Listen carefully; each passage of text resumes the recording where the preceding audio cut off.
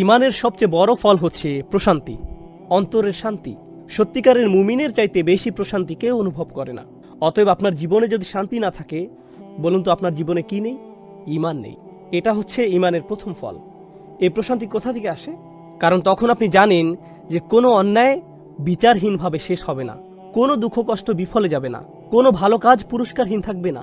সকল কষ্টই পরীক্ষা হিসেবে আসে, যেন ক্ষমা পাওয়া যায়। আপনার যদি ঈমান থাকে, প্রত্যেকটি কঠিন কাজের পেছনে কি আছে? ইন্নামা আল উসরি ইউসরান। এটা আপনার কাজকে সহজ করে দেয়। যখন কারো কোনো সমস্যা থাকে আর সে জানে এটা সহজ হয়ে যাবে, সেটা জানে, তখন সে বিষয়টা সহজে নিতে পারে। যখন কেউ এর শেষ দেখে না, তখন সে এর প্রতি আগ্রহ হারিয়ে ফেলে। কে জানে যে সামনে ভালো দিন আসছে? যার ঈমান আছে, যার সত্যিকারের ঈমান আছে। এগুলো হচ্ছে সাময়িক দুঃখ কষ্ট, সামনে চিরস্থায়ী সুখের দিন আসছে। আর আমার তো কিছুই হারায়নি। চাকরি, ধন সম্পদ, স্বাস্থ্য, আমি এগুলো হারাইনি, কারণ আমার তো আসলে কিছুই ছিল না। এগুলো সবই আল্লাহর দেয়া, আর তিনি এগুলো নিয়ে নিয়েছেন।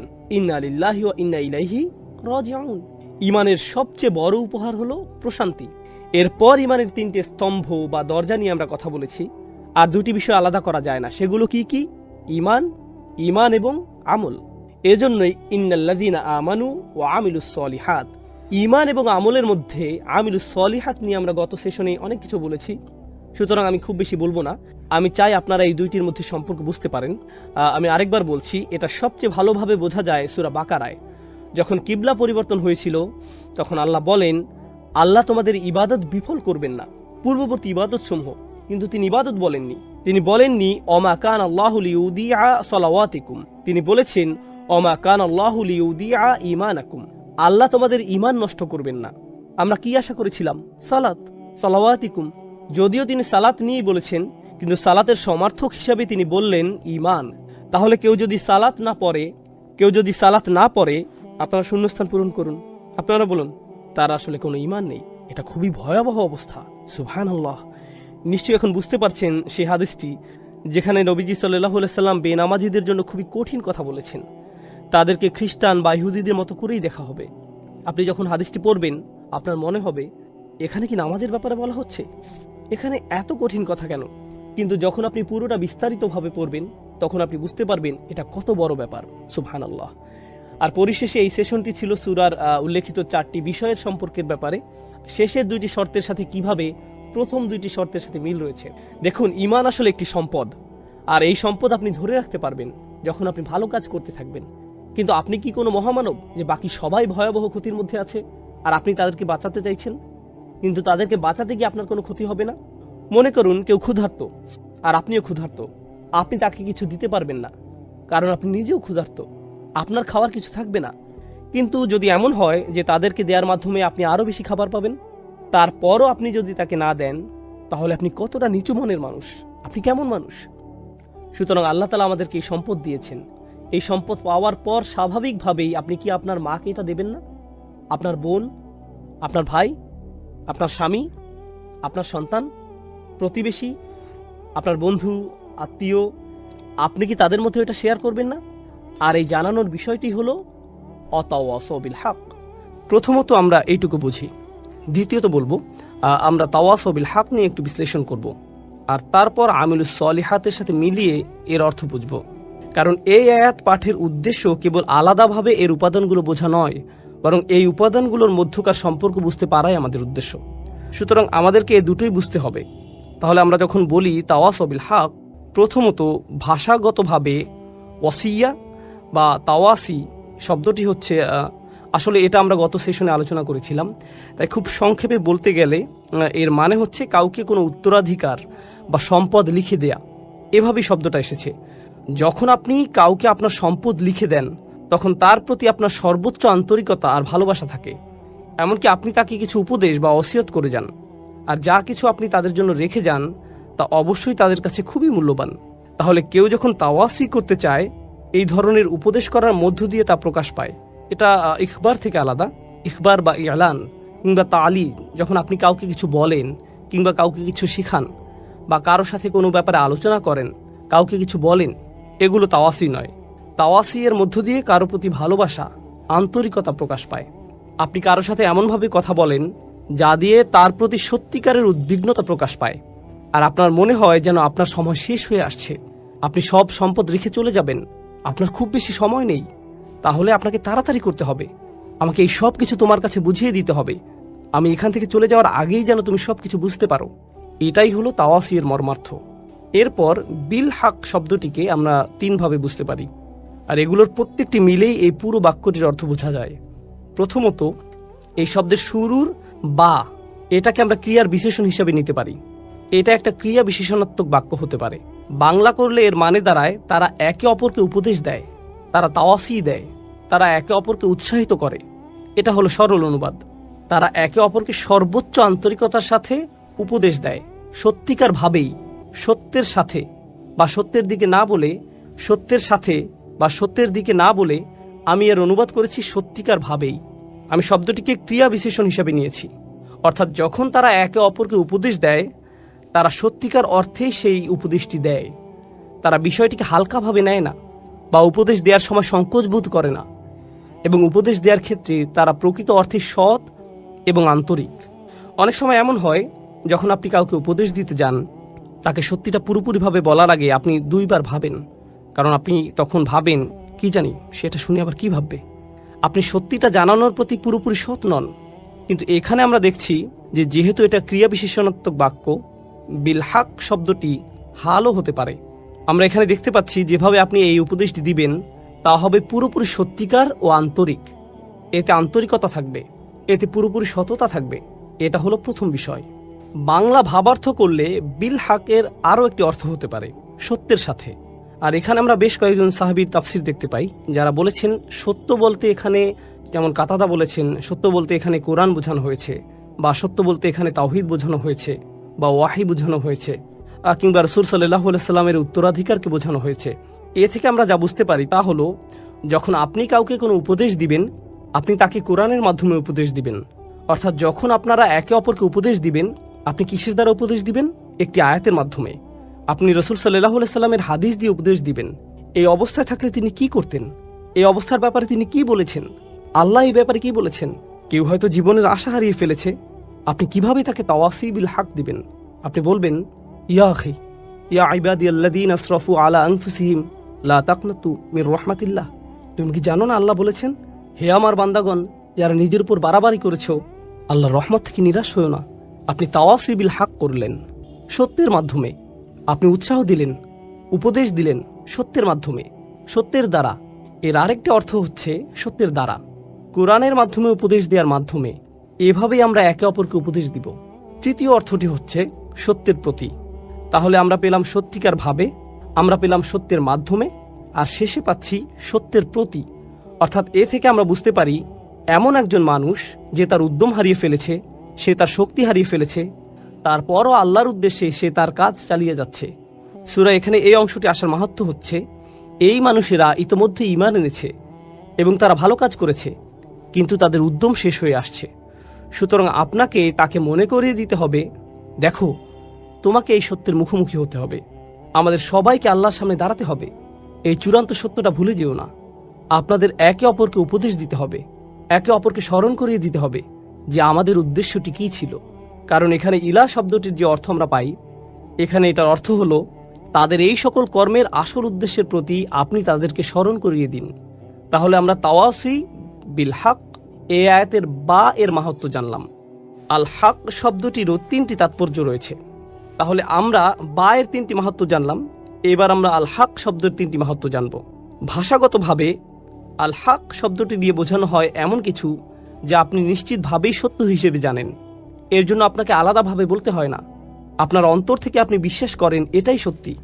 তাহলে এখানে বলা হচ্ছে, যখন তারা একে অপরকে উপদেশ দেয়, তারা এমন কিছুর প্রতি উপদেশ দেয় যা তারা সত্য হিসেবেই জানে। তাদেরকে এই ব্যাপারে আলাদাভাবে বলতে হয় না, মন থেকেই তারা জানে তাদেরকে যা বলা হচ্ছে তাই সত্য। এটা হচ্ছে আল হক এর প্রথম অর্থ। দ্বিতীয় অর্থ হচ্ছে এমন বিষয় যা দলিলের মাধ্যমে প্রমাণ করা যায়। অর্থাৎ আপনি তাদেরকে এমন বিষয় বললেন, তারা শুনে বলবে, আমি তো এরকম কিছু কখনো শুনিনি, আমার এটাকে সত্য মনে হচ্ছে না। হতে পারে তারা এটা শুনে সত্য মনে করবে, আবার এমনও হতে পারে তারা বলবে, আমি নিশ্চিত নই, আমি এরকম কথা কখনো শুনিনি। তখন আপনি তাদেরকে কি বলবেন? দলিল। হক এর আরেকটি অর্থ হচ্ছে এমন বিষয় যা দলিলের মাধ্যমে প্রমাণ করা যায়, আর এই বিষয়গুলো একটি অপরটির সাথে সম্পর্কযুক্ত। তাহলে আপনি কেমন দলিল উপস্থাপন করবেন যাতে সত্য মিথ্যার পার্থক্য করা যায়? কোরআনের মাধ্যমে। তাহলে এটা হলো দ্বিতীয় তাৎপর্য। আর তৃতীয়টি খুবই গুরুত্বপূর্ণ। আরবি ভাষায় হক শব্দটি আবশ্যকীয় কাজ বোঝাতেও ব্যবহৃত হয়। এমন কাজ যা আপনার জন্য অত্যাবশ্যকীয়, এটা অধিকার বোঝাতেও ব্যবহৃত হয়। যেমন উদাহরণস্বরূপ বলা যায়, আল্লাহ বলেছেন হুকুকুল্লাহ আর হুকুকুল ইবাদ, তাই না? আরেক জায়গায় আল্লাহ আযজা ওয়া জাল্লা বলেছেন হাক্কান আলাল মুত্তাকিন, যাদের তাকওয়া আছে তাদের জন্য এটা একটা আবশ্যকীয় কাজ। এর মানে হচ্ছে তোমরা একে অপরকে নিজেদের দায়িত্বের কথা স্মরণ করিয়ে দিবে, একে অপরকে মনে করিয়ে দিতে হবে, কারণ মানুষ প্রায়ই তাদের দায়িত্বের ব্যাপারে ভুলে যায়, তাদের কর্তব্যের ব্যাপারে উদাসীন হয়ে পড়ে। এগুলো এমন বিষয় যা তাদের অবশ্যই করতে হবে। সুতরাং তাওয়াসিউ বিল হক এর অর্থ এখানে এমন হতে পারে যে কেউ একজন স্বামী হিসেবে সংসারের প্রতি কর্তব্যে অবহেলা করছে, তখন আপনি তাকে বলবেন, ভাই তোমার দায়িত্ব আছে, তুমি এই মেয়েটিকে বিয়ে করেছো, মেয়েটিরও তোমার প্রতি অধিকার আছে। এটাও তাওয়াসিউ বিল হক। কেউ হয়তো তার বাবা মায়ের প্রতি সুবিচার করছে না, আপনি তাকে বললেন, ভাই তোমার বাবা মায়ের প্রতি কর্তব্য আছে, আল্লাহর প্রতি তোমার দায়বদ্ধতা আছে ভাই, তোমাকে অবশ্যই ঠিক সময় মতো নামাজে দাঁড়াতে হবে। ইন্না সলাতা কানাত আলাল মুমিনিনা কিতাবাম মাওকুতা, এটাও কিন্তু তাওয়াসিউ বিল হক। এর মানে হলো একে অপরকে নিজেদের দায়িত্ব ও কর্তব্যের ব্যাপারে স্মরণ করানো ও উৎসাহ দেওয়া। এই সবগুলো অর্থ সম্মিলিত হয়েছে মাত্র 3টি শব্দে, তাওয়াসি বিল হক। এই 3টি শব্দে, ইত্তাবিউ মান লা ইয়াসআলুকুম আজরান ওয়া হুম মুহতাদুন। তাদের অনুসরণ করো যারা তোমাদের কাছে কোনো বিনিময় প্রত্যাশা করে না। এটাই সরল অনুবাদ। অনুসরণ করো যে তোমাদের কাছে কোনো বিনিময় চায় না। ওয়া হুম মুহতাদুন, আর তারা সরল পথে অঙ্গীকারবদ্ধ। মুসলিমরা কোরআনের যে ধারণাগুলোকে ভুল বুঝেছে এটি তারই। কোরআন বলেছে যে তারা কোনো বিনিময় প্রত্যাশা করেনি। ভাই, আপনার প্রোগ্রামের জন্য কেন ফি নির্ধারণ করেছেন?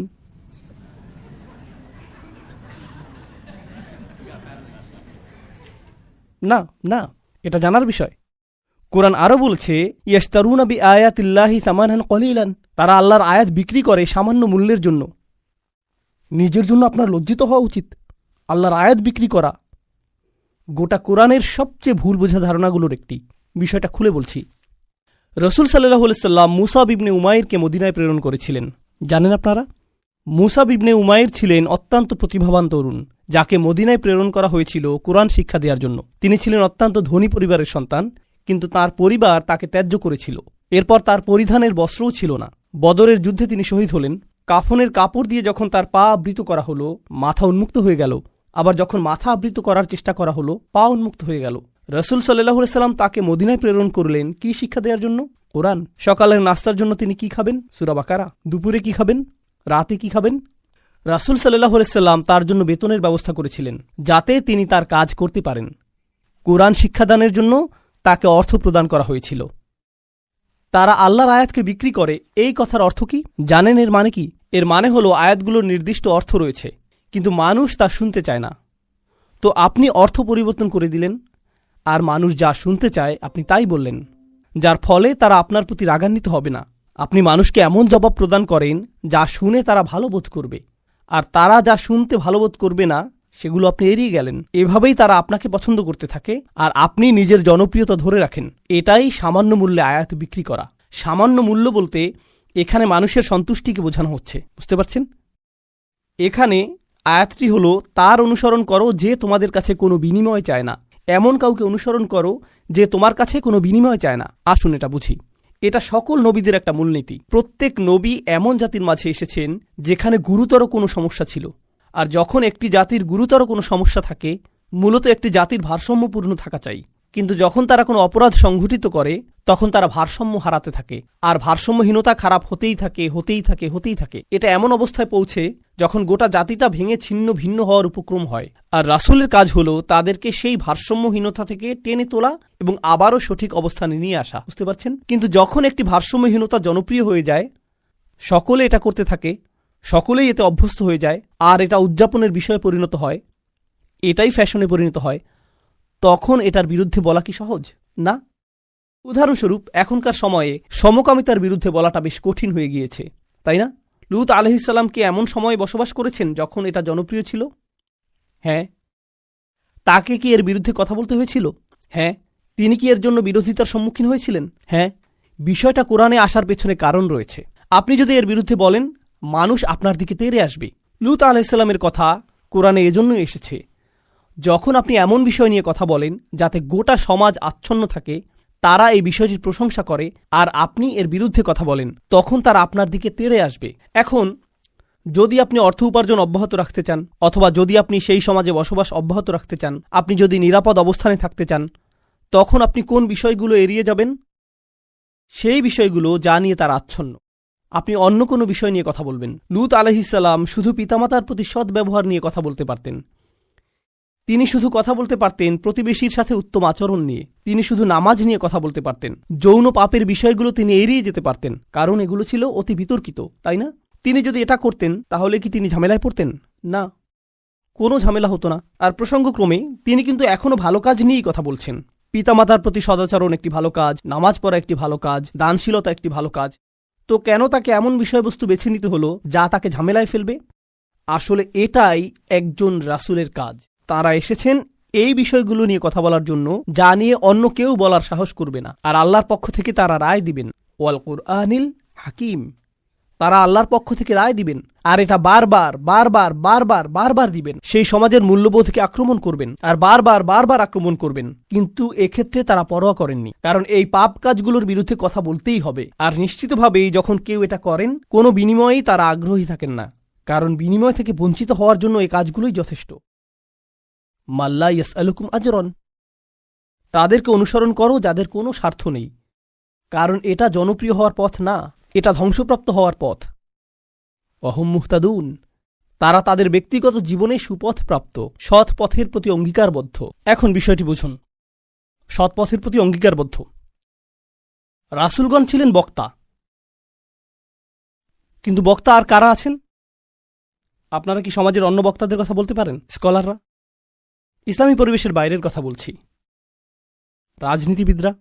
রাজনীতিবিদরা হলেন বক্তা, তাই না? ঠিক আছে। তো রাসূলগণ আপনাকে রীতিনীতি নিয়ে বলেন, সমাজ পরিবর্তন নিয়ে বলেন, তাই না? রাজনীতিবিদরাও কি কখনো কখনো সমাজ পরিবর্তন নিয়ে কথা বলেন? অবশ্যই। কিন্তু যখন রাজনীতিবিদরা সমাজ পরিবর্তনের কথা বলে, আমরা দেশের উন্নতি করতে চাই, আমরা জাতির উন্নতি করতে চাই, আমরা এটাকে শক্তিশালী করতে চাই, ইত্যাদি ইত্যাদি ইত্যাদি, তারপর আপনি যখন তাদের ব্যক্তিগত জীবন পর্যবেক্ষণ করেন, আপনি কি পান? আপনি পান দুর্নীতি। তো তাদের কথাগুলো অনেক উঁচু মানের, কিন্তু তাদের চরিত্র অনেক নিচু। আর প্রসঙ্গক্রমে আপনি দেখেন যে তারা উঁচু মানের জিনিসগুলো নিয়ে কথা বলে এজন্য যে তারা ক্ষমতা চায়, তারা মন্ত্রী হতে চায়, তারা বিনিময় চায়, তারা কোনো কিছুর প্রতি লালায়িত। যখন নবীরা কথা বলেন, তারা কি চান? তারা শুধু চান ন্যায় বিচার, তারা শুধু চান সত্য, আপনার কাছ থেকে কোনো বিনিময় চান না। আর উপরন্তু আপনি যদি নবীদের ব্যক্তিগত জীবনের দিকে লক্ষ্য করেন, তারা সর্বদাই সঠিক পথের প্রতি অঙ্গীকারবদ্ধ ছিলেন। ওয়াহুম মুহতাদুন।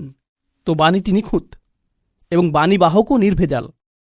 এই ধারণাটি কি আগেও শেখানো হয়েছিল? হ্যাঁ। ইন্নাকা লামিনাল মুরসালিন আলা সিরাতিম মুস্তাকিম। আরেকবার পুনরালোচনা। কোরআন এরকমটাই করে, আয়াতগুলো পরস্পর সম্পর্কযুক্ত। এখন পরের আয়াতে অমালি, অর্থাৎ আমার কি সমস্যা হয়েছে, সেই মানুষটি এখনো কথা বলছেন, সেই রজুল, সেই আদর্শ ব্যক্তি, আল্লাহর ইচ্ছায় যার নাম আমরা কোনো একদিন জান্নাতে জানতে পারব।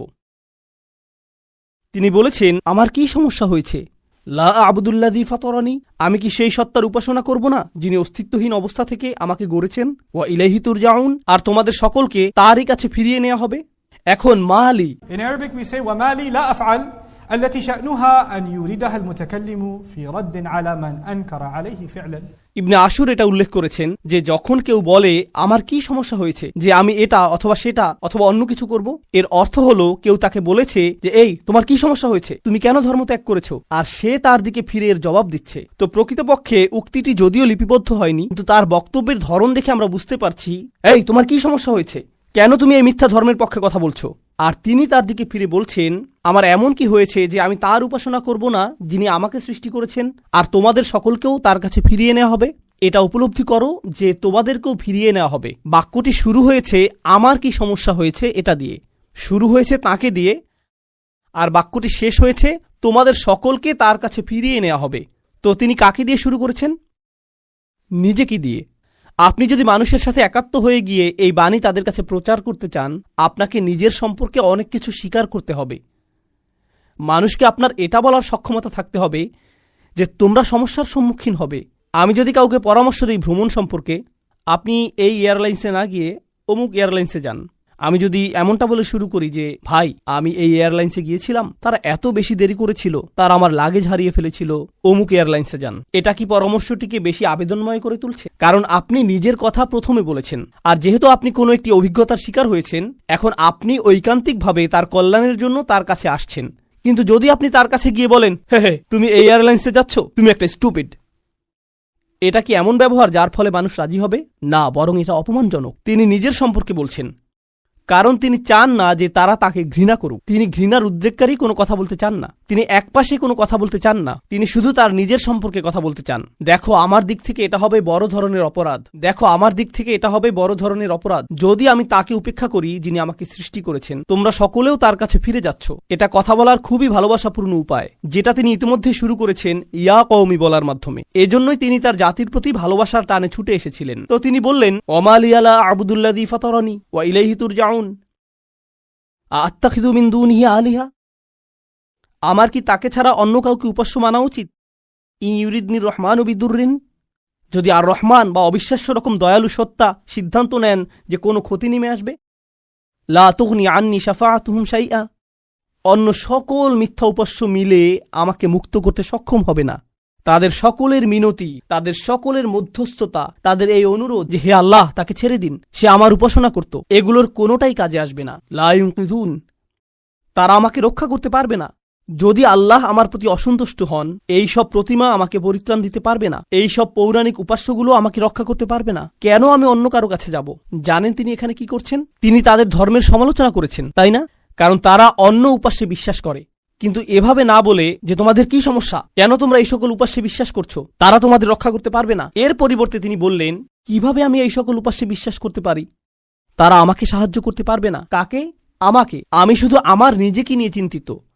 আত্তাখিযু মিন দুনিহি আলিহা ইন ইউরিদনির রহমান, যদি আর রহমান আমার উপর কোনো ক্ষতি নামানোর সিদ্ধান্ত নেন। প্রথমত তিনি আমি সর্বনামটি ব্যবহার করেছেন, কারণ এখন তিনি তাদের মূর্তিগুলো নিয়ে কথা বলবেন। আপনি অন্য মানুষের ধর্ম নিয়ে কথা বলতে পারেন যতক্ষণ এটা আপনার সাথে প্রাসঙ্গিক হয়। কেন এটা আপনার কাছে যুক্তিসঙ্গত মনে হয় না? তাদের সম্পর্কে না, বরং আপনার সম্পর্কে। এই জিনিসটা আমার কাছে যুক্তিসঙ্গত মনে হয় না, এই জিনিসটা আমার সাথে যায় না, এটা আমি আমার নিজের জন্য সঙ্গতিপূর্ণ মনে করি না। কেন আপনি এভাবে কথা বলবেন? কারণ আপনি এটাকে আত্ম অহংকারের প্রতিযোগিতায় পরিণত করতে চান না। এখানে দ্বিতীয় বিষয়টি হল আর রহমান, যদি আর রহমান অকল্যাণ দেওয়ার সিদ্ধান্ত নেন, তারা আমাকে রক্ষা করতে পারবে না। দাঁড়ান, আর রহমান শব্দটির অর্থ কি? যিনি অকল্যাণ দেন। এর অর্থ কি? আর রহমান অর্থ যিনি দয়ালু, যিনি যত্ন করেন, যিনি ভালোবাসা প্রদর্শন করেন। তো কেন তিনি বলছেন যে আর রহমান যদি কোনো অকল্যাণ করতে চান? আর রহমান শব্দটি এবং ক্ষতি শব্দটি একে অপরের সাথে যায় না, তাই না? তারা একসাথে যায় না। জানেন তিনি তাদেরকে কি বলেছেন? তোমরা আর রহমানকে নিয়ে এর আগে উপহাস করেছ। তোমরা বলেছ মা আনজালার রহমান মিন শাই, আর রহমান কোনো কিছু প্রেরণ করেননি। তারা ইতিমধ্যেই এই নামটি ব্যবহার করেছে। তার নাম অবিশ্বাস্য রকম ক্ষমাশীল এবং অত্যাধিক ক্ষমাশীল, কিন্তু এর অর্থ এই নয় যে তার অকল্যাণ সাধন করার ক্ষমতা নেই। আপনি তার নাম থেকে সুযোগ নিতে পারবেন না, আর ভাবতে পারবেন না যে কোনো কিছুই হবে না। আরে ভাই, আল্লাহ মহান, কোনো সমস্যা হবে না। কিছু মানুষ আল্লাহর সাথে আপোষ মীমাংসা করতে চায়। আমি আল্লাহর জন্য এত কিছু করি, আমি যদি সামান্য কয়েকটি বিষয় কখনোই না করি, এতে কোনোই সমস্যা নেই। আল্লাহর এটা বোঝা উচিত। আসলেই তার বোঝা উচিত। এমনভাবে কথা বলছেন যে তিনি এটা বুঝেন না। আপনি কি আল্লাহ সম্পর্কে এভাবে কথা বলার অবস্থানে রয়েছেন? হ্যাঁ, কারণ তিনি আর রহমান। ওকে, তাহলে দেখা যাবে এজন্যই আপনি কোরআনের সবচেয়ে কঠোর আয়াতগুলোর মধ্যে আর রহমান শব্দটি পাবেন, যাতে আপনি এই বিষয়টি বুঝে নিতে পারেন যে অবিশ্বাস্য রকম ক্ষমাশীল হওয়ার গুণটি তাকে ন্যায় বিচার থেকে বিরত রাখবে না এবং তার কর্তৃত্বকেও খর্ব করে না। আর প্রসঙ্গক্রমে এই আয়াতে তিনি আসলেই আর রহমান। কেন জানেন? কারণ আল্লাহর একজন বান্দা, প্রত্যেক মানুষই আল্লাহর বান্দা, সে স্বীকার করুক আর নাই করুক। যখন আল্লাহর একজন বান্দা পাপের উৎসে পরিণত হয়, তখন সে হয় এই পৃথিবীতে ক্যান্সারের মতো, যে পাপ কাজ ছড়াতে থাকে। আর তখন আল্লাহ অন্য সকল সৃষ্টির প্রতি রহমা প্রদর্শন করেন তাকে সরিয়ে ফেলার মাধ্যমে। এটাও আর রহমান নামের অন্তর্ভুক্ত। কখনো তার দয়া প্রদর্শিত হয় অন্য সকল সৃষ্টির প্রতি, যখন তিনি তাদেরকে রক্ষা করেন আপনার কাছ থেকে। ইন ইউরিদনির রহমানু বিদুররিন লা তুগনি আন্নি শাফাআতুহুম শাইআ। সুবহানাল্লাহ। এখন আমরা তার বক্তব্যের প্রায় শেষে রয়েছি। ইন্নী ইযাল্লা ফি যালালিম মুবিন। যদি এমনটাই হয়, যদি আমি আল্লাহ ছাড়া অন্য কারো উপাসনা করি, যদি আমি অন্য উপাস্য গ্রহণ করি, তাহলে আমি সুস্পষ্ট বিভ্রান্তিতে পড়ে যাব, আমি সম্পূর্ণরূপে বিভ্রান্ত হয়ে যাব। তিনি বিভ্রান্ত নন, তিনি বলছেন তোমরা সবাই বিভ্রান্ত, কিন্তু তিনি তাদেরকে আঘাত করতে চাইছেন না।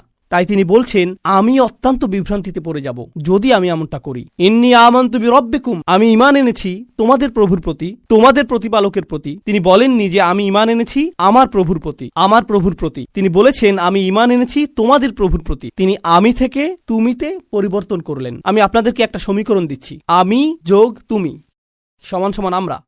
আমি যোগ তুমি সমান কি? আমরা। তো তিনি শুরু করেছেন আমি দিয়ে, তিনি যাচ্ছেন তুমিতে, কারণ তিনি এর দ্বারা কি বোঝাচ্ছেন? আমরা পৃথক নই। আমি চাই আমরা সবাই যেন সুখী হই, আমি চাই আমরা সবাই যেন আল্লাহর কাছে পরিত্রাণ পাই। এটা আমি বনাম তোমরা নয়, এটা আমি এবং তোমরা। দাওয়াতি কাজ মানে প্রতিপক্ষ নয়, এর অর্থ বিতর্ক নয়, এর অর্থ যুক্তিতর্ক নয়। আমরা এটাকে এগুলোতে পরিণত করেছি। আমি একটি দাওয়াতি প্রোগ্রাম করতে চাই যেখানে আমি খ্রিস্টানদের সাথে বিতর্ক করব। আপনার কোথাও ভুল হচ্ছে, এটা এভাবে কাজ করে না। এর জন্য একটা নির্ধারিত অবস্থান রয়েছে, তবে এটাকে দাওয়াতি কাজ বলে না, এটাকে বলে জিদাল। এর জন্য কোরআনের ভিন্ন শব্দ রয়েছে, আর সেটা হলো সর্বশেষ পন্থা। আমরা শুরুতেই এটা করব না, কখনোই করব না। তো এখন তিনি বলছেন ইন্নী আমানতু বিরব্বিকুম, আমি তোমাদের সকলের প্রভুর প্রতি ঈমান এনেছি, তোমাদের সকলের প্রভুর প্রতি ঈমান এনেছি। ফাসমাউন, আমার কথা শোনো, আমার কথা শোনো। তিনজন রাসূল কথা বলেছেন, আর তিনি বলছেন আমার কথা শোনো, আমি যা বলছি তা শুধু শোনো। কখনো কখনো আমি শিক্ষক হিসাবে এই বিষয়টা খেয়াল করি। আমি আরবি শেখাই অথবা চেষ্টা করি। ধরুন ছাত্ররা সামনে বসে শিখছে, আর তখন একজন সহকারী আসলো, শিক্ষকের সহকারী একজন আসলো, আর ছাত্রদের কাঁধে হাত রেখে বলল মনোযোগ দিয়ে পড়ো। আমি কিন্তু মনোযোগ দিতে বলিনি। একজন সহকারী এসে বলল মনোযোগ দিয়ে পড়ো। এর কি কোনো প্রভাব রয়েছে? হ্যাঁ। এর কি ভিন্ন ধরনের প্রভাব রয়েছে? হ্যাঁ।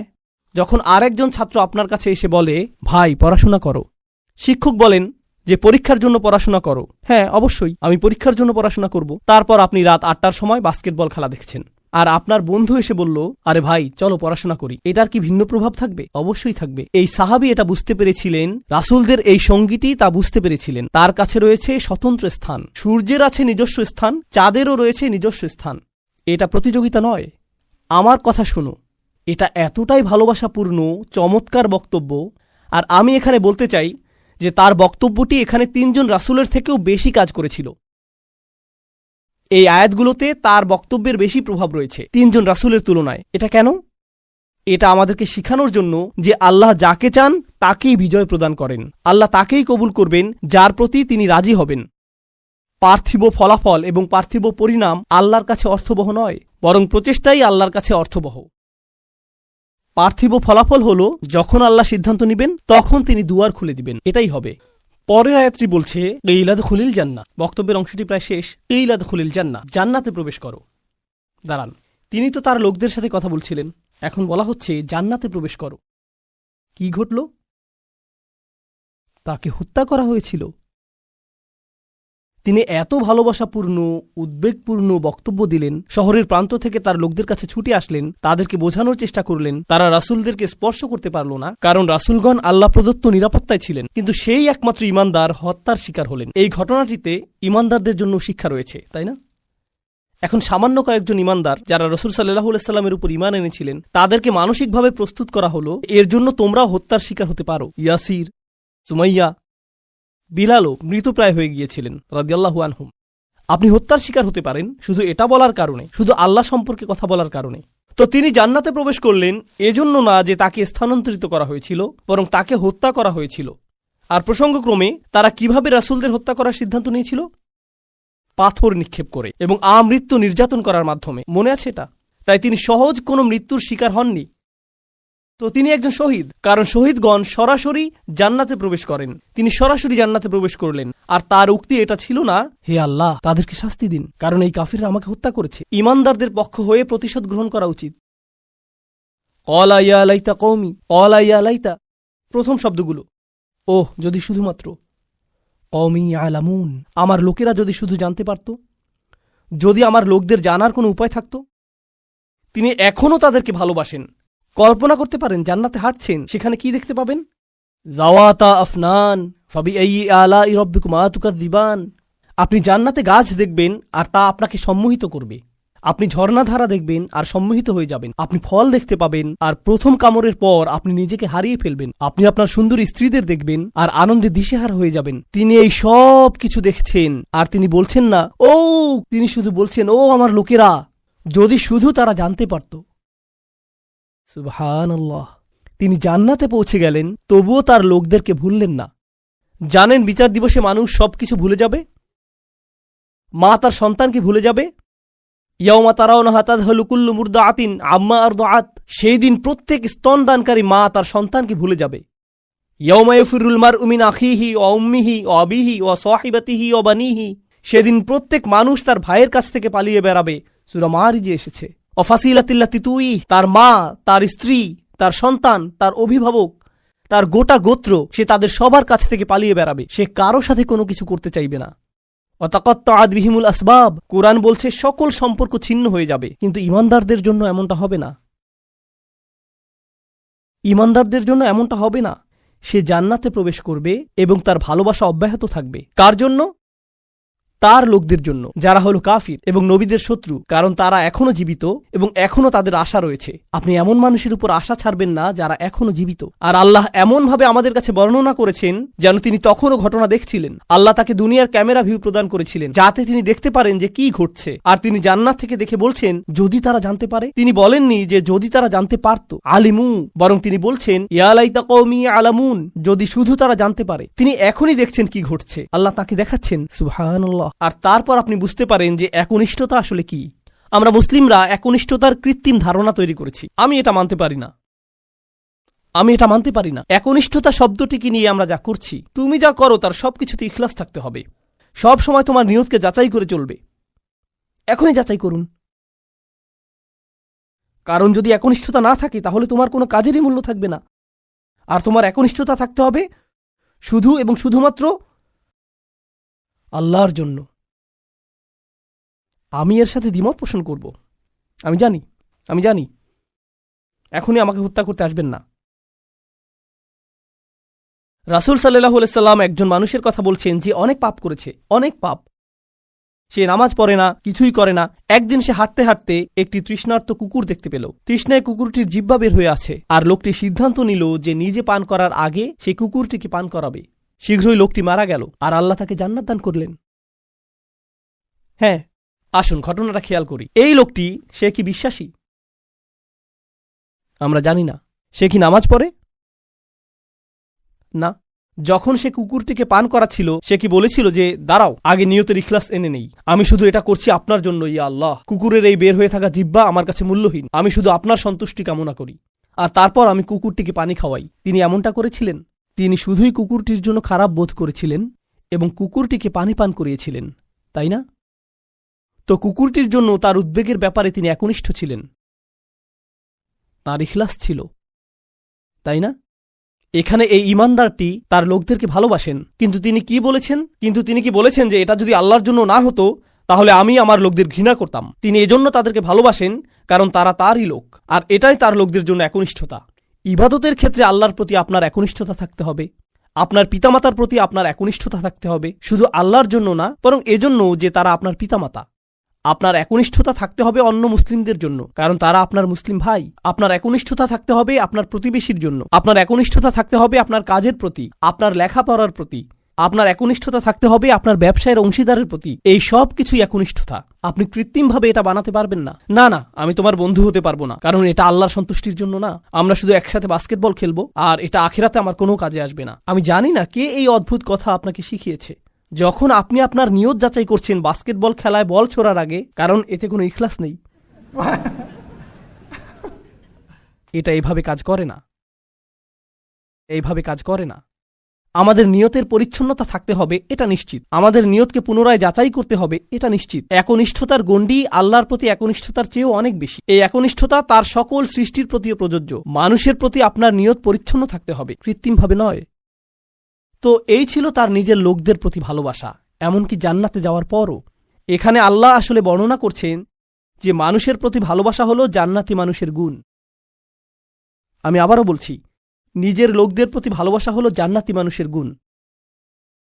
তো যখন আপনি এমন মুসলিম দেখেন যারা সব সময় মানুষের প্রতি রাগান্বিত, তারা সব সময় অন্য মুসলিমদের প্রতি